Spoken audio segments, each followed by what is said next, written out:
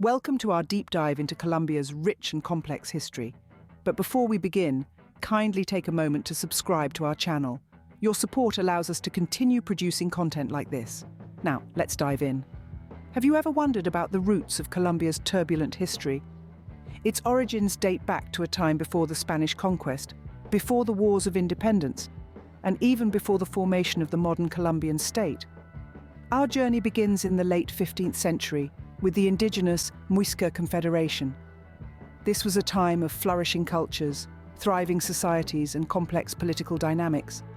But beneath this surface of prosperity, tensions were brewing, setting the stage for a series of conflicts that would shape the destiny of the region we now know as Colombia. Join us as we delve into this fascinating era, starting with the Battle of Pasca, a pivotal moment in the history of the Muisca Confederation. Stay tuned as we unravel the threads of history, exploring the battles, conquests, and revolutions that have shaped Colombia's turbulent past. Have you ever wondered about the roots of Colombia's turbulent history? It starts with the Battle of Pasca, around 1470. Now let's take a moment to transport ourselves back to the late 15th century.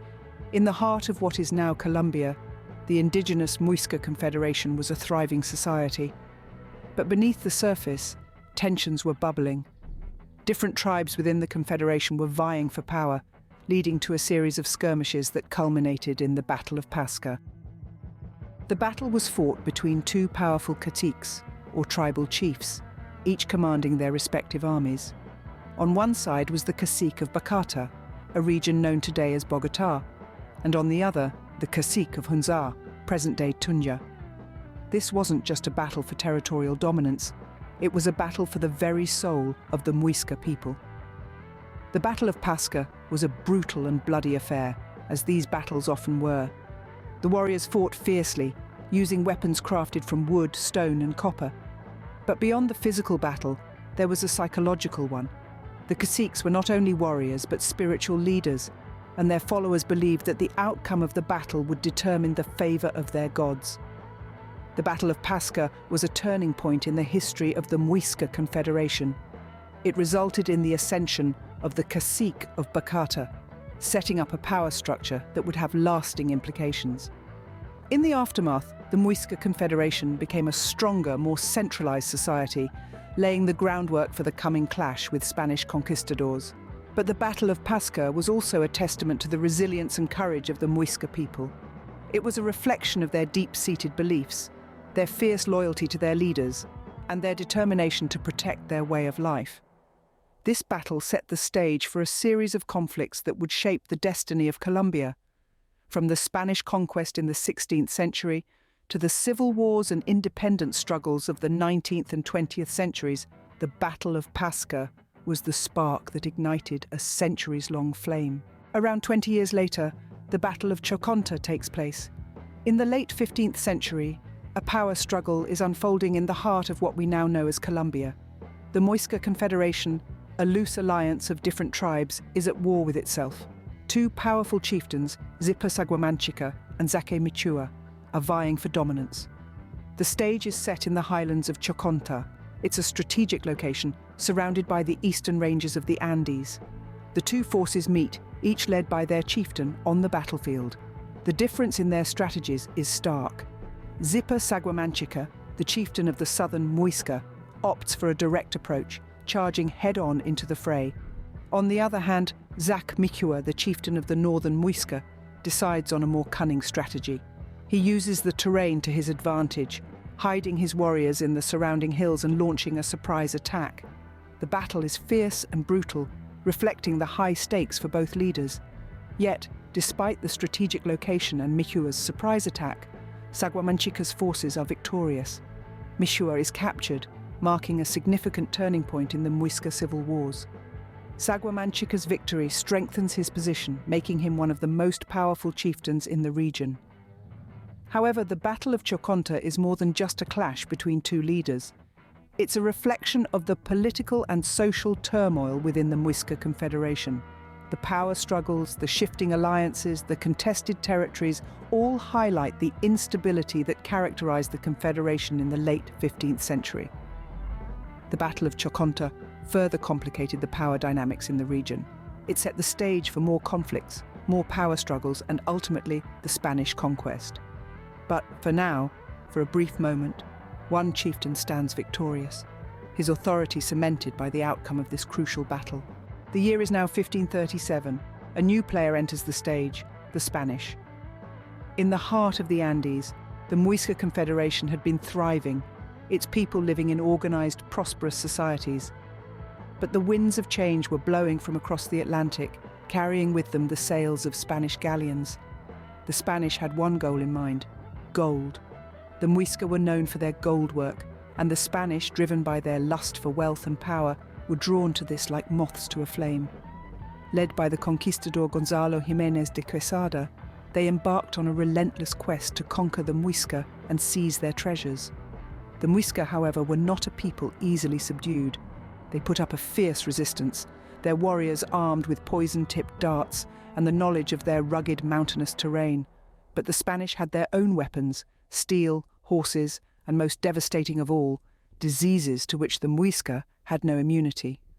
The Spanish conquest was brutal and unforgiving. Villages were razed, leaders were killed or captured, and the Muisca's intricate social structures were dismantled. The Spanish introduced a system of forced labor known as encomienda, which led to the exploitation and oppression of the indigenous people. Yet, amidst the violence and upheaval, the Muisca managed to preserve their culture and traditions.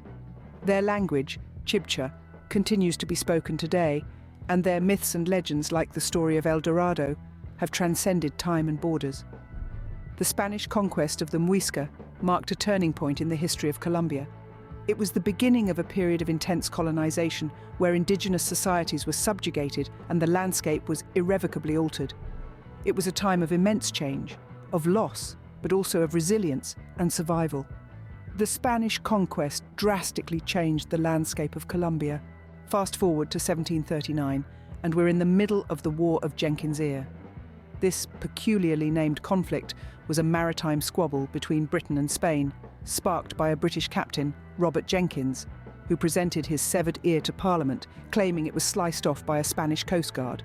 But how does this tie into Colombian history, you ask? Let's delve right in. The War of Jenkins Ear, though primarily fought in the Caribbean and along the Georgia-Florida coast, had ripple effects across the Spanish colonies, including what is now modern-day Colombia. At the time, Colombia was part of the Viceroyalty of Peru and had significant strategic importance due to its coastal location along the Caribbean Sea. The war was essentially about trade rights. Britain wanted a piece of the profitable Spanish colonial trade, while Spain sought to protect its monopoly. These tensions exploded into a war that would last nearly a decade, from 1739 to 1748. While the war did not see any major battles fought on Colombian soil, the economic consequences were significant. The war disrupted the transatlantic trade routes, leading to economic hardships for the residents of the Spanish colonies. The Spanish crown's increased demand for resources to fuel the war effort further strained the local economies. In response to these pressures, local elites in Colombia began to seek greater autonomy from Spain. This growing sense of nationalism would later fuel the independence movements of the 19th century. Moreover, the war exposed the vulnerability of Spanish rule in the Americas, encouraging other European powers to challenge Spain's dominance. This would set the stage for the series of wars and conflicts that shaped the region's history in the centuries to follow. In conclusion, while the War of Jenkins Ear might seem like a minor footnote in global history, it had far-reaching implications for Colombia. It disrupted trade, strained local economies, and sowed the seeds of nationalism that would eventually lead to Colombia's fight for independence. The War of Jenkins Ear had significant consequences for Colombia. In 1756, the world is embroiled in the 7 Years' War. This global conflict, fought between 1756 and 1763, was the first true world war, involving all the great powers of Europe, and its effects rippled across oceans, continents, and indeed to Colombia. At the time, Colombia was part of the Spanish Empire, caught up in the vortex of imperial struggles. The 7 Years' War was a complex affair, but at its heart, it was a battle for global dominance between two European powerhouses, Britain and France. Spain, allied with France, found itself entangled in this global conflict. Now you might wonder, how did a war fought thousands of miles away in the lavish courts of Europe impact Colombia? Well, the 7 Years' War had profound effects on the colonies. For one, the Spanish crown, strained by the cost of the war, increased taxes in its American colonies, including Colombia. This led to economic hardship for the local population and heightened social tensions. Moreover, the war disrupted trade. The British Navy, ruling the waves, blockaded Spanish ports, cutting off vital supply lines. Goods became scarce, prices rose, and the Colombian economy was hit hard. This further exacerbated the plight of ordinary Colombians. But it wasn't all doom and gloom. The 7 Years' War also sparked a spirit of resistance among Colombians.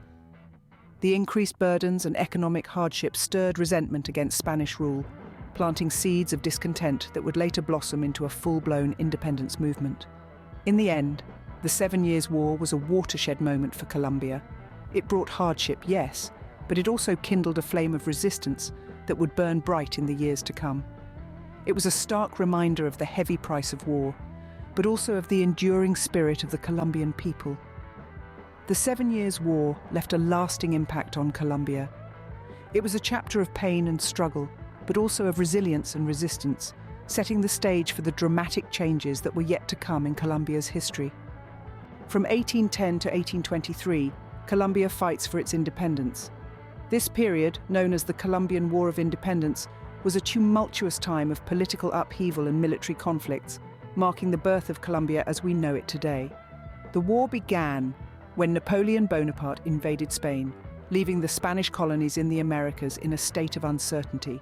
Sensing an opportunity, the leaders in the New Granada region, now known as Colombia, declared independence in July 1810. However, it was not a unanimous decision, and the region was soon engulfed in a civil war between the royalists, who remained loyal to Spain, and the patriots who sought independence. This war saw the rise of important figures like Simón Bolívar and Francisco de Paula Santander. Bolívar, often referred to as El Libertador, was a military and political leader whose vision and military prowess were instrumental in the struggle for independence. His counterpart, Santander, was a key player in the political sphere, becoming one of the architects of the new nation. The war was a series of battles, alliances, betrayals, and shifting loyalties. The patriots faced numerous setbacks, including the loss of the First Republic of Colombia in 1816. However, they regrouped under the leadership of Bolívar and Santander, launching a successful campaign that culminated in the Battle of Boyacá in 1819. This decisive victory marked the beginning of the end for the royalist forces in New Granada. In the aftermath, the patriots set about creating a new nation. In 1821, the Congress of Cúcuta drafted the Constitution of Gran Colombia, a federation that included present-day Colombia, Venezuela, Ecuador, and Panama. However, internal divisions soon led to its dissolution, a story for another day. The Colombian War of Independence was a turning point for the country. It was a time of struggle and sacrifice, but it resulted in the birth of a nation. It laid the foundations for modern Colombia and set the stage for the challenges and triumphs that would follow in the years to come. In 1826, Gran Colombia begins to dissolve. A region once united under the banner of a grand vision, Gran Colombia represented the hopes of many for a Latin America free from Spanish rule. Its dissolution was a complex process, a result of political discord, regional tensions, and the towering presence of one man, Simón Bolívar. Gran Colombia was formed in the aftermath of the independence wars against Spain, encompassing modern-day Colombia, Ecuador, Panama, and Venezuela. It was a union born out of a shared struggle and a shared dream. The dream was Bolívar's, a united Latin America. But dreams can be fragile, especially when they collide with reality. The reality was that Gran Colombia was a region marked by deep-seated regional differences. The centralist vision of Bolívar clashed with the federalist aspirations of many regional leaders. The seeds of discord were sown early, and they grew into a tree of discontent that would eventually overshadow the dream. The turning point came in 1826 with the failed Constitutional Congress of Ocana, where Bolívar's centralist constitution was rejected. The political rift widened, and the fragile unity of Gran Colombia began to crumble. In 1828, Bolivar declared himself dictator, a desperate attempt to hold the Union together, but it only served to accelerate the dissolution. By 1831, the dream was over. Venezuela and Ecuador seceded, forming independent nations. The remaining territory became what is now known as Colombia.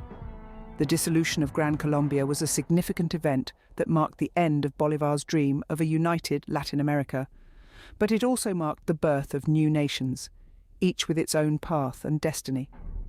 Even in dissolution, Gran Colombia left a lasting legacy. It highlighted the challenges of unifying diverse regions under a single political system. It also underscored the importance of balancing central authority with regional autonomy. The dream may have ended, but the lessons endured. The dissolution of Gran Colombia led to the formation of several new nations, and thus the map of Latin America was forever changed, each new nation carrying with it a piece of the grand vision that once was Gran Colombia. In 1851, Colombia is once again embroiled in civil war. A nation on the brink, the Colombian Civil War of 1851 was a pivotal event that further deepened the fractures within the country. This conflict was largely a result of the ideological divide between two main political parties, the Conservatives and the Liberals. The Conservatives, who held power at the time, were steadfast in their belief in a centralized government and the preservation of traditional societal structures. The Liberals, on the other hand, were proponents of federalism and sought to modernize Colombia through social and economic reform. The Liberals, feeling marginalized by the ruling Conservatives, decided to take up arms. The spark that ignited the conflict was the assassination of General José María Obando, a prominent liberal leader, in April 1851. His death led to widespread unrest and ultimately the declaration of war. The war was notably brutal, characterized by fierce battlefield engagements and guerrilla warfare. It was a war fought not just in the open fields, but also in the hearts and minds of the Colombian people. The conflict lasted for the better part of the year, causing significant loss of life and property. The war ended in a conservative victory, but it was a Pyrrhic one at best. The country was left in a state of ruin, with deep societal divides that would take decades to heal.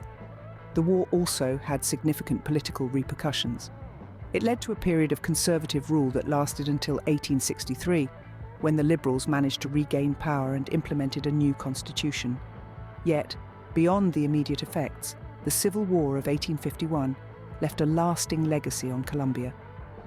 It further entrenched the ideological divide between the Conservatives and Liberals, setting the stage for future conflicts. It was a stark reminder of the destructive potential of political polarization and the need for dialogue and compromise in a diverse society.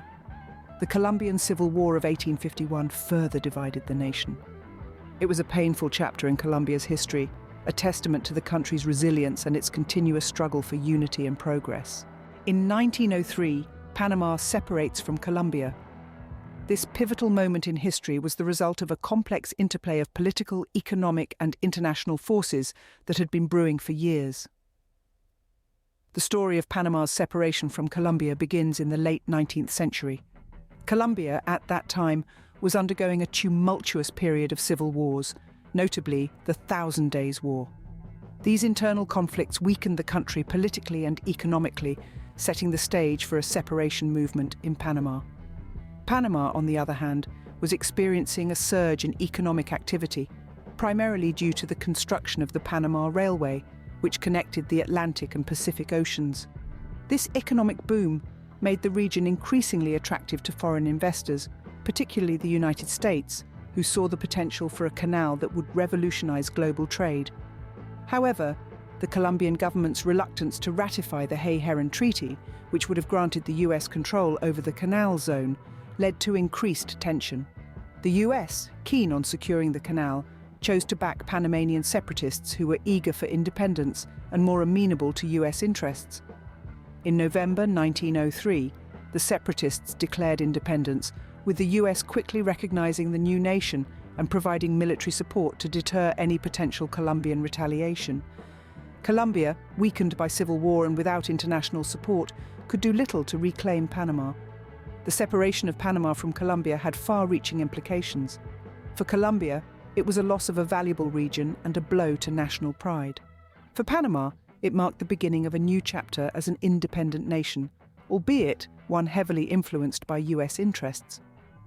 Moreover, the separation paved the way for the construction of the Panama Canal, a monumental engineering feat that transformed global trade. The US control over the canal zone also significantly altered the geopolitical landscape of Central America. The separation of Panama was a major event in Colombia's history. It is a story of political maneuvering, economic interests, and international power dynamics that continues to shape the destiny of these two nations. In 1928, Colombia witnessed an event that marked a turning point in its history: the Banana Massacre. This tragic event was a direct result of the rise of the United Fruit Company, an American corporation that dominated the banana trade in several Latin American countries, including Colombia. The company, known for its aggressive business tactics, had a significant influence on the economic and political landscape of these countries. In Colombia, the United Fruit Company controlled vast tracts of land in the Magdalena region, where they cultivated bananas for export. However, the company's exploitative labor practices, low wages, and poor working conditions led to widespread discontent among its workers. In November 1928, thousands of these workers went on strike, demanding better working conditions, fair wages, and respect for their rights.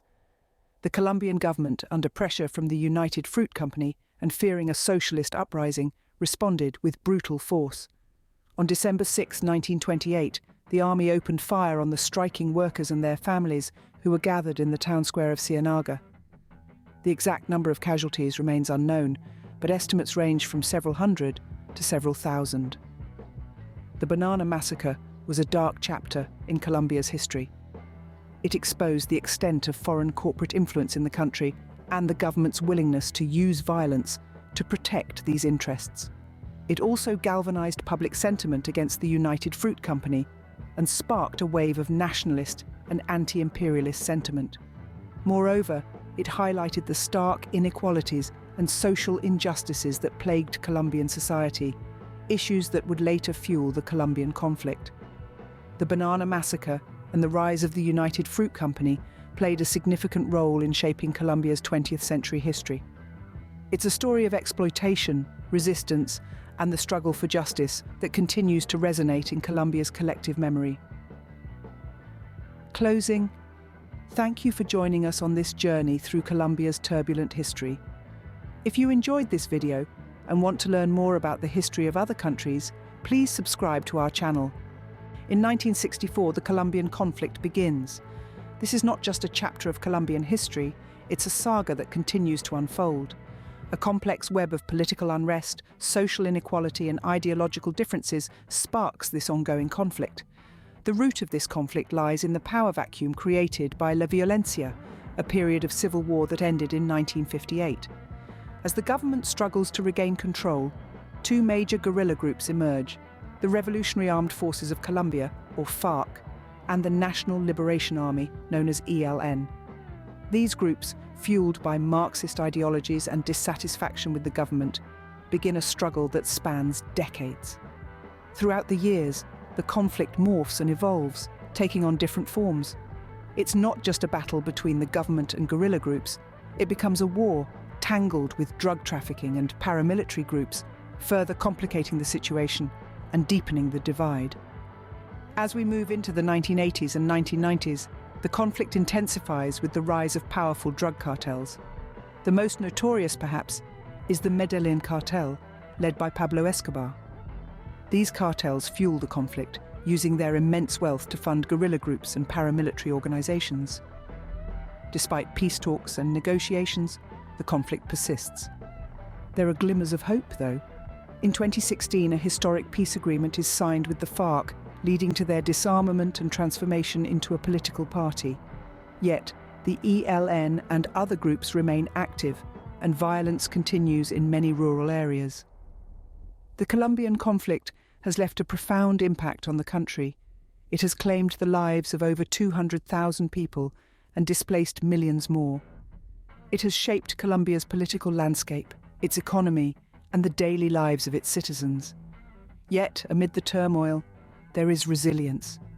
The people of Colombia continue to push for peace, justice, and a better future. The Colombian conflict continues to impact the country today, but it's not the end of the story. Colombia's saga is still being written, and its people hold the pen.